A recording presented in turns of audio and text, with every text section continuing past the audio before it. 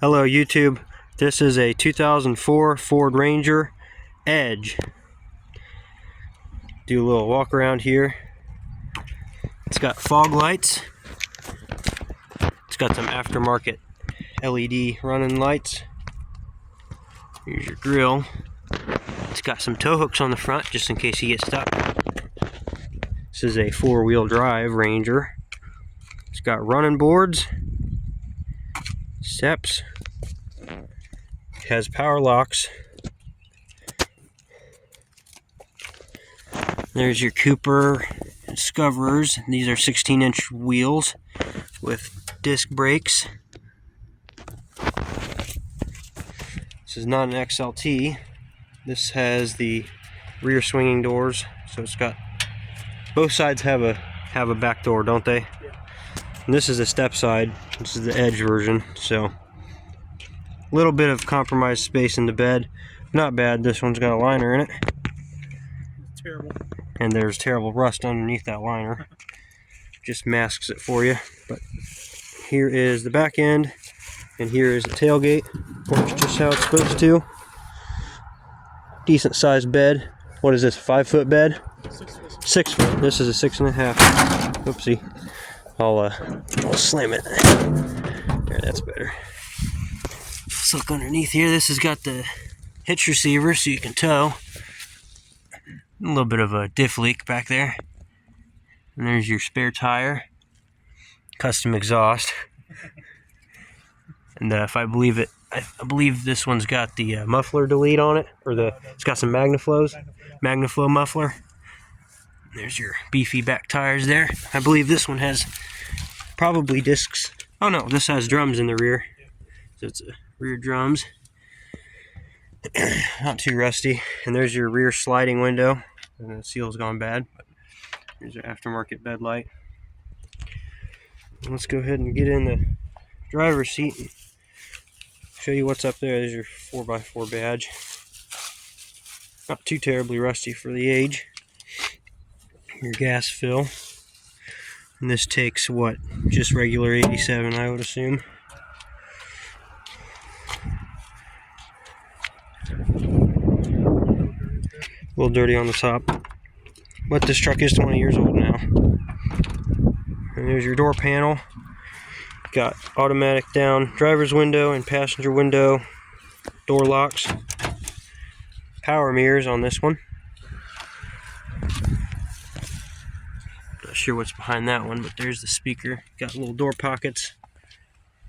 Here's your seat. It is a manual seat, and that moves the console with it. And cup holders built in. And it's got manual seat back.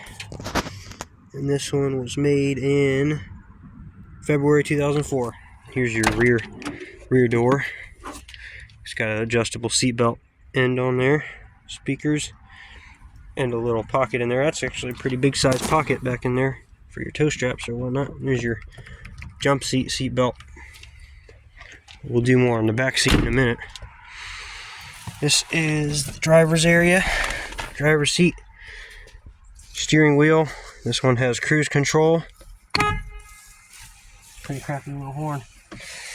And you got the key. I'll key it up for you. Let's see, it's in the passenger seat. This has got the old school Prindle, where you can just put it in any gear. It's not digital. This one has 165,000 miles, almost 166. Everything seems to work how it should. Then we've got the aftermarket radio over here, probably Amazon radio or something. So that's aftermarket. And then you got your 4-wheel drive switch right here. 2-wheel drive, 4 low, 4 high. Cigarette lighters. It's got 2 cigarette lighters. And it's got your fog lamps, which I'll turn on. It's got your old school climate control knobs. Works just how it's supposed to. There's your keyhole. And you got wipers. Adjustable wipers and washers, of course. They work fine. There's your headlight control, on, off, and parking lights. And then your brights will be controlled by this right here. And then you got your hazard button up on the top of the steering column. Down here at the kick panel, you have a parking brake, which is manual. And of course, this is the automatic, so only 2 pedals. It's got your OBD and your hood release there, which will pull. I'll show you under the hood. And you've got a little passenger airbag indicator there, your little key slot. You can turn that on or off. And a little cubby. Still pay if you just turn it off. Yeah, you can take away your passenger's airbag privileges if you so desire. And glove compartment, pretty decent sized. Actually, not really that big, but enough to hold your manual and whatnot. Got fuzzy dice. And there's your air vents. There's 4 air vents, and then some little ones to blow on the windows to keep those de-iced. And there is your rear view mirror. This one's got a phone holder on there. Nothing fancy there, just a regular manual dimming. And then we have headliner and some little visors here, and this doesn't even have a mirror in it, which is pretty crazy. But then again, this is 2004 and this is a truck, so not too much to be expected there. And that's for business cards and whatnot. And you got a little grab handle over here for the older folks. On the passenger side, no mirror there either, but some space to store some cards or whatever. And on the passenger side, you got your vents, your grab handle. Same thing pretty much over there. That one is a manual seat. And you got your fuse panel there on the kick panel. And you've got one light in the dome here, and that is controlled by this, or just opens and closes, turns on and off with the doors. Headliner's just starting to sag, not too bad. Here's your rear window. Let's see if I can get that to work here. Pull that open. Latches. Then you got your rear seat. You got your jump seats. These fold down. There's one on each side. They'll fold down and then flip up on the side. Find other videos to show you how that works. In the back, there's a cubby on that side. And of course your jack, which is stored right there, and a few cup holders. Mind the mess. But that's where your jack is stored. Not much to see in the back there that I know of.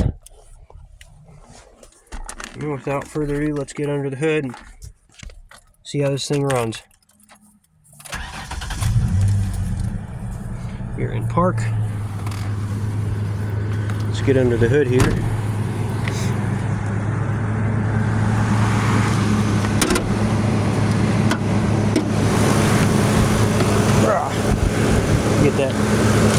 Get that little holder up there. Alright, hood's up.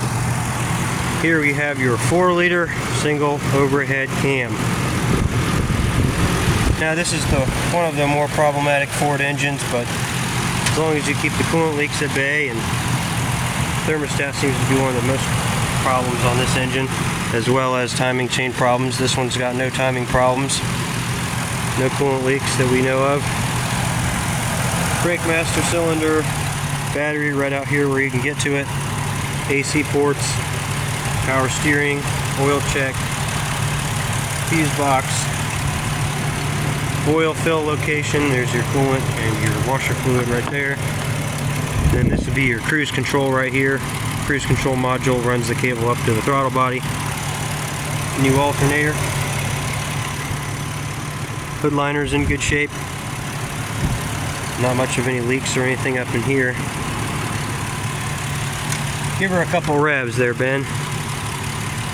Pretty quiet engine. It's got the clutch fan.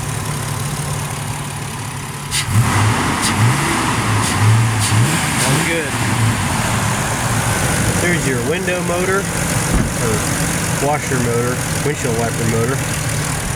And then your PCM, vehicle PCM will be right up there in the cowl. I believe that's what that is. There's your blower motor and your AC evaporator, in this case right here.